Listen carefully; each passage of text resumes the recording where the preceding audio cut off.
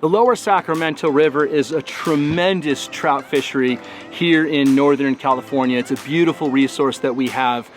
There are miles and miles of water that's full of trout. There's steelhead, both wild and hatchery steelhead in this river. Salmon are almost in this river, you know, all year long. There's 4 distinct runs. There are striped bass in the river. It's amazing. I mean, I love this river. In fact, you know, I grew up in Alaska fishing on the Kenai Peninsula primarily and all those different rivers and tributaries. And, you know, I spent a lot of time fishing down here on the lower 48, as we call it, rivers. And this is one of the rivers that I found, and it was pretty similar to some of the things we do in Alaska, especially in the fall when there are eggs in the river, you know, salmon eggs. And so I actually have been throwing beads recently. Some of these beads you may recognize if you fished with me before. Some people use glow bugs and other people just judge those of us who get dirty with the plastic beads. But I've been catching fish already. It's August and there's fish that are eating some of those salmon eggs. It's not definitely hot yet, but it'll pick up as we get closer to the middle of September, October, and November. And in fact, I just want to mention, you know, a lot of people think that the egg bite is only in October, and so they try to only book in October. And you know, October is obviously a great month to come. November also fishes really good. In fact, last year I think some of the biggest fish I caught were in September or in November. And so I just want to encourage you to think about getting something on the calendar ASAP. Currently, the river is flowing just under 8,000 cubic feet per second out of Keswick, and so it's you know, not down to its winter flows. It'll be dropping. It's been dropping a little bit here and there. The bug activity has been kind of hit and miss. There's not a lot of caddis due to the smoke right now. Now you might be thinking that because of the smoke it's unfishable or it's really intolerable. It's actually not. The smoke has been not bad really at all on the river. It's keeping the temperatures cooler as well.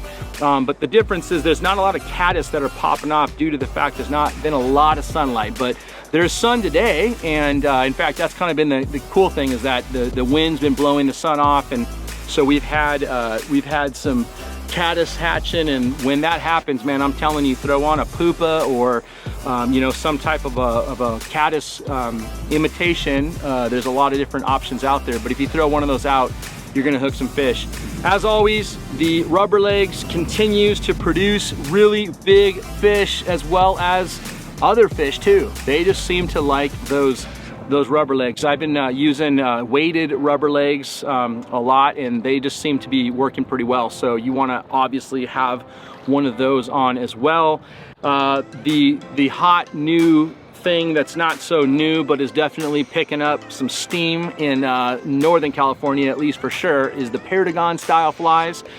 Some different flies in the Paragon jig range work better than others, but by and large, you know, that's been decent as well. But you know what? It's fly fishing, and sometimes you got to try cracking the code. You got to change things up. I mean, don't ever think that throwing on, you know, for instance, something like a you know, a mayfly or a zebra midge would be a bad idea, even if it's in, you know, the late morning. I've been catching fish. I've been throwing on black zebra midges, sizes 16, sometimes just for the heck of it, and hooking good fish in that way too.